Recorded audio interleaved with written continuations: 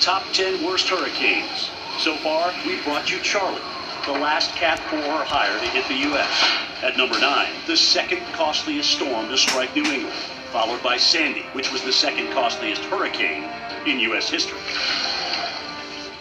We all know that hurricanes are powerful, but which one was the most intense to ever make landfall in the U.S.? That belongs to the 1935 Labor Day hurricane, which is number 7 on our countdown of the worst. It was the first of only 3 hurricanes that have made landfall in the U.S. as a Category 5. The storm blasted the middle part of the Florida Keys with estimated 185 mile per hour sustained winds. It holds the record of having the lowest minimum central pressure measured on land, which is consistent with it being the strongest hurricane to hit the U.S. Until something happens that is more extreme, more unbelievable, the 1935 Labor Day hurricane goes in the record book as the #1 storm ever to hit the U.S. in terms of power.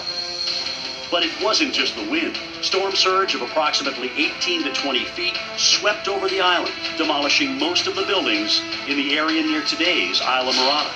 Over 400 people died, most of them World War I Army veterans, who were building an overseas bridge. A train was sent there from Miami to rescue them, and the engineer was determined to get there. But the storm got there first. Even as the water was coming over the tracks, he kept the train coming.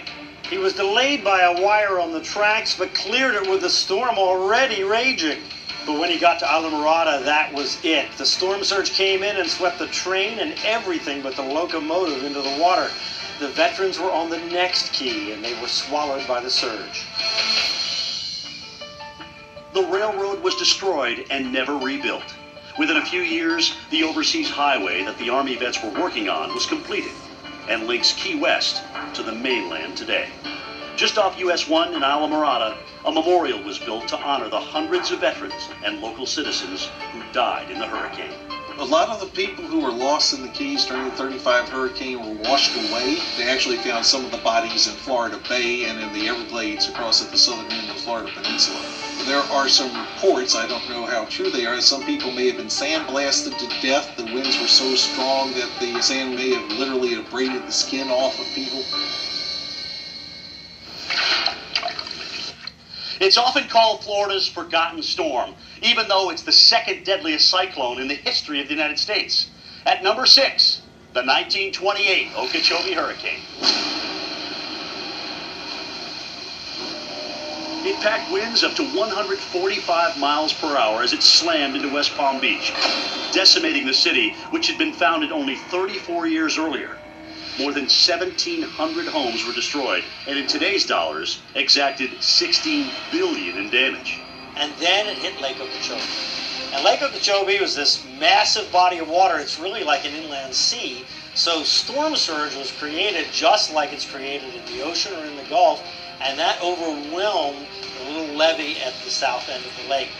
When the storm passed, you had very, very strong winds pushing water from north to south along the lake, and that flooded the southern part of the lake, Belle Glade area, where you had a poorly constructed dike at the time. And that flooding, 10 feet of water, that's what resulted in loss of life.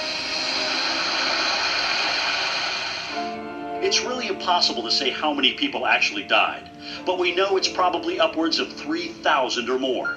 And about 3/4 of those were migrant farm workers, many of whom were never found, and many others buried in mass graves. That storm surge just pushed in over top of these people where they were living, pushed their houses into one another, and swept them away into the mud and the farm fields. It's often called the forgotten storm because so few people are aware of the exorbitant number of deaths and massive destruction. And officials didn't accurately document the devastation for future generations. Also, the majority of those that died were black migrant workers, and in the racial climate of the times, didn't get the same recognition or attention as if they had been white. We are halfway home in our countdown, but the worst is still to come, including the 2 hurricanes with the highest recorded storm surges ever to hit the U.S. Well, I don't think I've ever known terror like that. That is absolutely the most terrified that I have ever been, and I think anybody that was in it would say that.